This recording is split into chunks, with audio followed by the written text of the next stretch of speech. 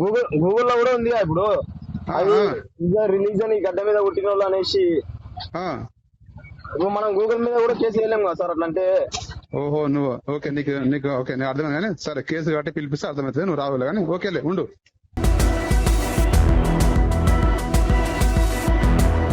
హిందుత్వ నినాదాన్ని తన ఆటోపై రాసుకున్నాడనే ఆరోపణలు ఎదుర్కొంటున్న ఆటో డ్రైవర్ భరత్ కు కేంద్ర హోంశాఖ సహాయ మంత్రి బండి సంజయ్ అండగా నిలిచారు. బాధితుడికి ధైర్యం చెప్పడమే కాకుండా అతనికి ఉపాధి కోల్పోకుండా చూస్తానని హామీ ఇస్తూ పెద్ద మనసు చాటుకున్నారు.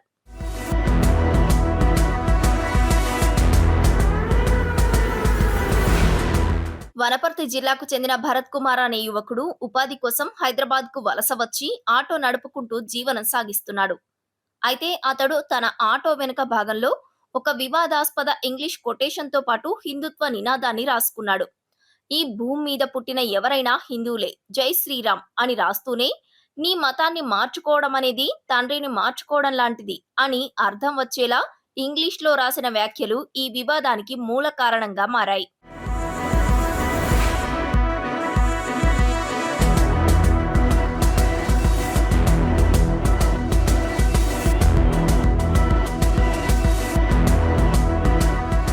PVNR express way pillar number 105 వద్ద ఈ ఆటోను ఆపి ఉంచిన సమయంలో స్థానికులు కొందరు ఆ వ్యాఖ్యలను గమనించారు. ఆటో డ్రైవర్ భరత్ వద్దకు వెళ్లి హైదరాబాద్ నగరంలో అన్ని మతాల ప్రజలు కలిసిమెలిసి మత సామరస్యంతో జీవిస్తున్నారు.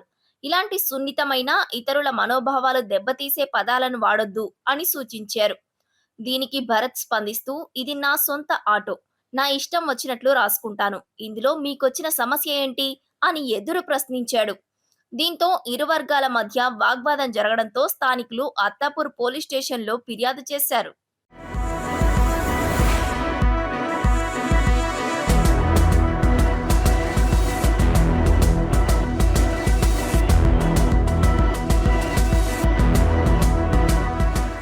ఫిర్యాదు అందడంతో అత్తాపూర్ సబ్ ఇన్స్పెక్టర్ రంగంలోకి దిగారు. ఆటో డ్రైవర్ భరత్ కు ఫోన్ చేసి వివరాలు అడిగి తెలుసుకున్నారు. హైదరాబాద్ లాంటి నగరంలో ఇలాంటి వివాదాస్పద వ్యాఖ్యలు రాయడం తప్పు, శాంతి భద్రతలకు విఘాతం కలుగుతుంది, వెంటనే పోలీస్ స్టేషన్ కు రావాలి అని ఎస్ఐ ఆదేశించారు. ఈ ఫోన్ సంభాషణకు సంబంధించిన ఆడియో రికార్డింగ్, అంతకు ముందు స్థానికులతో జరిగిన వాగ్వాదం వీడియోలు సోషల్ మీడియాలో విపరీతంగా వైరల్ అయ్యాయి. ఇది టిఎస్ టీజీ 32T2793 మీదేనా బండి? అవునన్నా, ఎవరన్నా మీరెవరన్నా? నేను అత్తాపూర్ నుంచి ఎస్ఐని మాడుతున్నా, సబ్ ఇన్స్పెక్టర్ మాడుతున్నా. చెప్పండి అన్న. ఎస్ఐని మాడుతున్నా చెప్తున్నా, మీ అన్నను కాదులే కానీ. సార్ చెప్పండి సార్. నీ ఆటో ఎక్కడుంది? నేను హైదరాబాద్ లో ఉన్నా సార్. నువ్వు ఉండేది ఎక్కడ? మీరు ఉండేది? నేను హైదరాబాద్ లో ఉంటా సార్. ఏంటి సార్?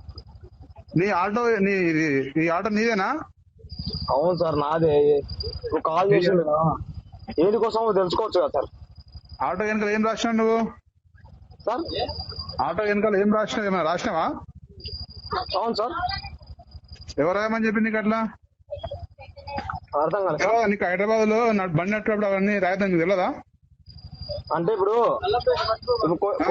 సార్, ఇప్పుడు ప్రతి బండి మీద రాసుకొని ఉంది కదా సార్ కొటేషన్. ఏమైనా రాసుకొని ఉంది? ఎవరికి నచ్చినా వాళ్ళు రాయించుకున్నారు కదా సార్. నీకు ఏ ఊరు మీది? నాది Wanaparthy sir. Wanaparthy. Hyderabad rules and regulations వేరే ఉంటాయి. అది తెలుసుకుని నడిపారు. ఫస్ట్ నువ్వు ఆటో తీసుకుని తీసుకురా, అత్తపూర్ తీసుకురండి. కంప్లైంట్ వచ్చింది ఒక మీ ఆటో మీద. అదే కంప్లైంట్ ఇచ్చిన వాళ్ళు ఎవరు సార్? నువ్వు ఫస్ట్ రా బాబు, నీకు చెప్పాలి ఏంది, అవును సార్. లేకపోతే మమ్మల్ని రమ్మంటావా? అవును సార్, కంప్లైంట్ ఇచ్చిండ్రు. ఎవరు ఏంటి కోసం ఇచ్చిండ్రు? నువ్వు ఏం రాస్తున్నావు నీకు తెలియదా? అవును సార్, నేను అడుగుతున్నా కదా సార్. ఇప్పుడు ఎవరు ఇచ్చిండ్రు అనేసి నీకు అవన్నీ చెప్పొద్దు. కంప్లైంట్ ఇచ్చింది చెప్పు, మాకు 100 వచ్చింది, మాకు ఇన్ఫర్మేషన్ వచ్చింది, రా నువ్వు రా. అవన్నీ చెప్పారు, కొన్ని చెప్పకూడదు అట్లా. అవును సార్, మేము ఏమైందో తెలియదు ఎట్లా వస్తుంది చెప్పండి సార్. నీకు తెలుగు అయితే అర్థమవుతుందా? నువ్వు రాసుకునేది అది చట్ట ప్రకారం నేరం, మాట రాసుకోకూడదు. అవును సార్, నాకు అర్థం అవుతుంది. నువ్వు చెప్పేది అదే ఏంటి కోసము, ఎందుకు కంప్లైంట్ ఇచ్చారు? ఇప్పుడు నువ్వు ఏం రాసుకున్నావు చెప్పు అసలు, చదువు. ఏం రాసుకున్నావు? ఏం రాసిన సార్ నేను అసలు చదువు, నీకు తెలుసు చదువు సార్. నీ ఆటో వెనకాల ఏం రాసుకున్నావో చదువు అంటున్నా. ఏం రాసుకున్నావు తెలుసా నీకు? తెలుసు సార్. ఏం రాసుకుని చెప్పు. ఒక్క నిమిషం చెప్తా సార్. చెప్పు. చదువుకున్నావు ఏమన్నా నువ్వు? చదువుకున్నా సార్. ఎంత చదువుకున్నావు? 10 చదివినా సార్. 10 చదివినావా?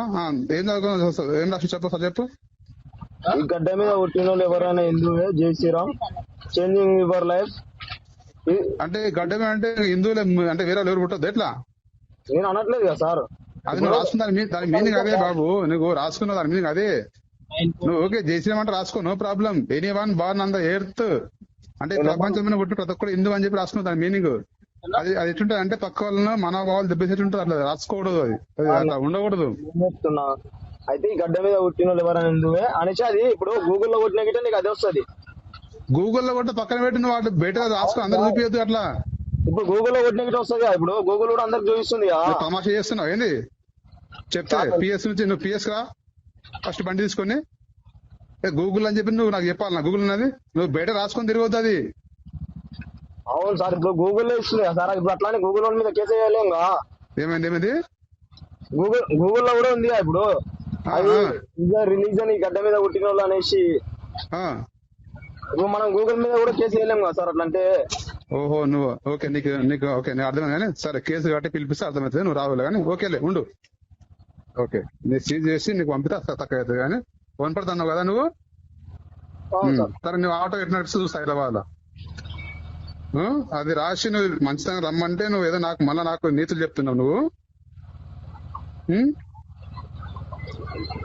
ఉండేది ఎక్కడ నువ్వు అన్నావు? ఎక్కడ ఉన్నావు నువ్వు? ఉండేది ఎక్కడ? నేను ఇప్పుడు ఎక్కడ ఉంటున్నా ఎందుకు సార్? ఇప్పుడు డ్రైవింగ్ లో ఏం ఫోన్ మాట్లాడతావు సార్? నేను ఒక పోలీస్ ఆఫీసర్ మారుతుంటే నువ్వు అంత రిమేమే మారుతున్నావు అంటే. అవును సార్. ఇప్పుడు నేను నేను ఒక కాల్ చేసినట్టు నేను అడగాలి సార్. ఇప్పుడు నీకు అడిగే చట్ట ప్రకారం నేరం నువ్వు చేసేది అది నీకు తెలియదా? నేరం ఎందుకు అవుతుంది సార్? ఇప్పుడు నేరం ఎట్లయితుందా అంటే ఇప్పుడు నా మతాన్ని నేను ఉట్టించుకుంటా సార్. ఇప్పుడు ఒక ముస్లింస్ వ్యక్తి బండి మీద ఇప్పుడు వాళ్ళ దాంట్లో రాస్తుంటా సార్. ఇప్పుడు కొద్దిగా ఎక్కువ మారుతున్నాడు పనిపైన కేసు కదా వాడు కొద్దిగా రమ్మంటే నేను రాసుకుంటూ నా ఇష్టం అంటే మారుతున్నాడు. కేసు కట్టి వినిపిస్తాను.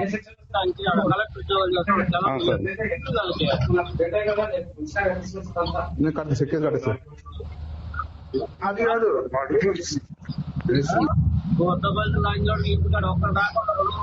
ఆడియో వీడియోలు నెట్టింట వైరల్ అవడంతో హిందుత్వవాదులు, బజరంగ్ దళ్, విశ్వ హిందూ పరిషత్ ప్రతినిధులు రంగంలోకి దిగారు.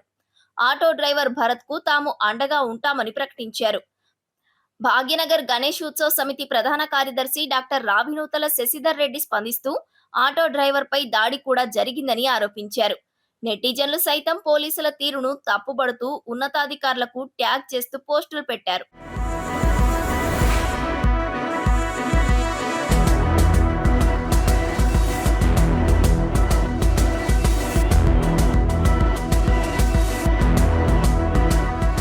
ఈ వ్యవహారం చివరకు కేంద్ర హోంశాఖ సహాయ మంత్రి బండి సంజయ్ కుమార్ దృష్టికి వెళ్లింది.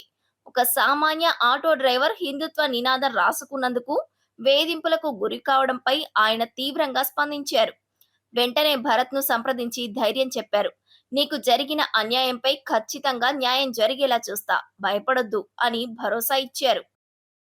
ఈ వివాదంలో భరత్ ఆటో దెబ్బతిన్న నేపథ్యంలో అతడి ఉపాధి దెబ్బతినకుండా ఉండేందుకు దెబ్బతిన్న ఆటో స్థానంలో తానే స్వయంగా కొత్త ఆటో కొనిస్తానని కేంద్ర మంత్రి బండి సంజయ్ ప్రకటించారు. అలాగే ఈ ఘటనపై సమగ్ర విచారణ జరిపి ఒక సామాన్యుడిపై దాడికి లేదా వేధింపులకు పాల్పడిన బాధ్యులపై కఠిన చట్టపరమైన చర్యలు తీసుకునేలా పోలీసు ఉన్నతాధికారులతో మాట్లాడతానని హామీ ఇచ్చారు. నిన్నగాక మొన్న హైదరాబాద్ లో భరత్ అనేటువంటి ఒక నిరుపేద ఆటో డ్రైవర్ కుటుంబ పోషణకి ఆటో నడుపుకుంటా ఉన్నాడు.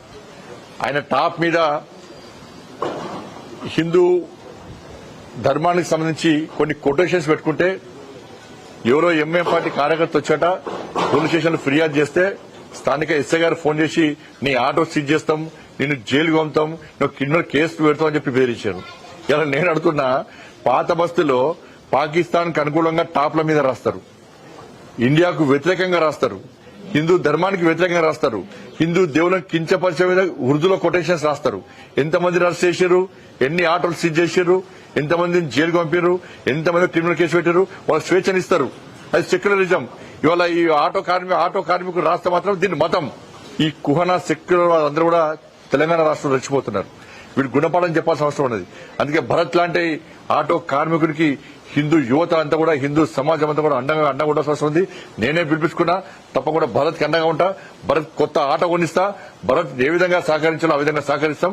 మీ అందరికీ భారతీయ జనతా పార్టీ అండగా ఉంటుందన్న విషయాన్ని గుర్తుంచుకోవాల్సిందిగా అందరికీ అప్పీల్ చేస్తామన్నారు. కేంద్ర మంత్రి స్వయంగా రంగంలోకి దిగడంతో ఈ వివాదం రాష్ట్ర వ్యాప్తంగా రాజకీయ చర్చకు దారితీసింది. మతపరమైన సున్నిత అంశాలపై పోలీసులు తదుపరి ఎలాంటి చర్యలు తీసుకుంటారనేది ఆసక్తికరంగా మారింది.